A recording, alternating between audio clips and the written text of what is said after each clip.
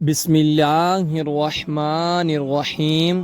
السلام علیکم ورحمۃ اللہ وبرکاتہ۔ ہم آپ کو حافظ اسلامک ٹی وی میں خوش آمدید کہتے ہیں۔ کسی مریض کی عیادت کرنا۔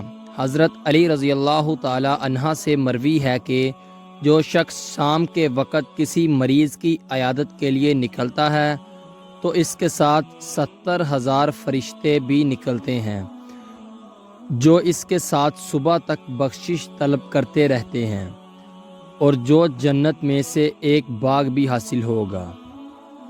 اور جو کوئی صبح کے وقت عیادت کے لیے نکلے تو اس کے ساتھ 70,000 فرشتے نکلتے ہیں جو اس کے لیے شام تک بخشش طلب کرتے رہتے ہیں، اور جنت میں اسے ایک باغ بھی حاصل ہوگا۔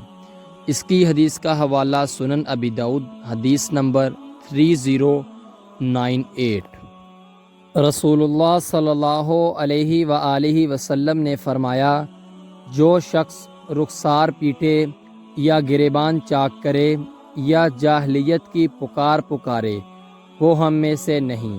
اس کی حدیث کا حوالہ مسند احمد 3047 3047۔ رسول اللہ صلی اللہ علیہ وآلہ وسلم نے فرمایا، جب بندہ جھوٹ بولتا ہے تو اس جھوٹ کی بدبو کی وجہ سے فرشتہ اس سے 1 میل دور بھاگتا ہے۔ اس کی حدیث کا حوالہ جامعہ ترمذی، حدیث نمبر 1972 1972 ہے۔